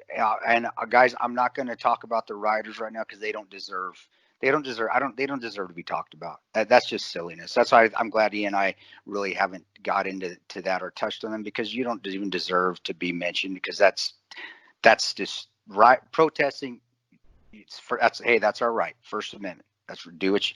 But rioting, no, fuck you guys. Bullshit. So we're not talking about that. It's all I'm gonna mention that, so people, because I will get hit up Ian later going, why didn't you talk about cops all the time? Why didn't you talk about the rioters? Well, because they don't deserve to be talked about. But what I will like to talk about, the same thing I agree with Ian, guys, look outside. Everything is green right now. The weather is warming up. It's hot. You get outside, do things. Parks are opening back up. There's companies that are opening back up. Some of the small restaurants, if you have a local one, it's open, go to it. Just walking in that front door of a local restaurant that you used to patron that you haven't done for years, getting it through it, it's like, oh my gosh, this is so. To me, it was like, man, things getting back to normal. Whether they are or not, it still felt good inside to me, and it will to you. I'm telling you, and do what Ian said too. Get up in the morning, go for a walk. I turn my phone off at night, brother. You won't reach me at 5 p.m. My phone's off, and I tune everything out. So, but yeah, brother, well said on the morning thing. That's I highly recommend that for everybody as well. Definitely. Yeah, and I've learned it, myself through basically faults of my own. All of this shit is designed to be extremely addicting, designed to basically get you out of the beauty of life and be, going down a rabbit hole of stuff that you probably shouldn't go down. And I've learned it myself. So anyway, everybody listening, man, I hope you guys have a great week. I hope you got something out of that interview. And I think it was great to actually not only hear about the book, but hear about some solutions from John, because that's what I want to hear. I thought his ideas of guys getting counseling every couple of years, I think that's a great solution. And that's what we need to hear more of, and you're not hearing any of that in the discussion. The discussion has just been police are bad, get rid of all of them, get rid of Paw Patrol because it's a cartoon with a dog as a cop. Who's the idiot? I heard you told me that, but I didn't know. You've got to be an idiot, and be mad at me for that, but that is just the stupidest thing I've ever seen. If you've watched Paw Patrol, my son watches it. My son watches Masha and the Bear too. He watches what's another, Bubble Guppies, Paw Patrol. They're so positive. They're so positive about teamwork and coming together. And honestly, you adults out there, you need to start watching Paw Patrol. That will put things where you need to be. That's how you need to live your life. Acceptance, acceptance and how life is good if we all work together. And we can kumbaya out all, but that's the God honest truth. So you guys that want to get rid of Paw Patrol, you're the ones that need to watch it and get something out of it, because obviously you're not at all. That's Ian. When you told me that, I just couldn't believe it, man, because that's the silliest thing one of the silliest things I've ever heard. The damn thing is, the damn shame is that it probably will happen. And it's terrible. It's a great show, and it does. I watch with my son, and I watch him like, I remember learning how to be a good person from watching the damn kids shows, because they're still all of them are still about that, whether it's disguised as a dog or a little baby mermaid in Bubble Guppies. It's the same thing. So, well said, man. I think John's interview was great too, and I totally agree with you on the counseling stuff. I think that's a step in the right direction, and it's a positive thing to help fix this, not this continual negative shit that we keep hearing by the divisive media that we've got out there.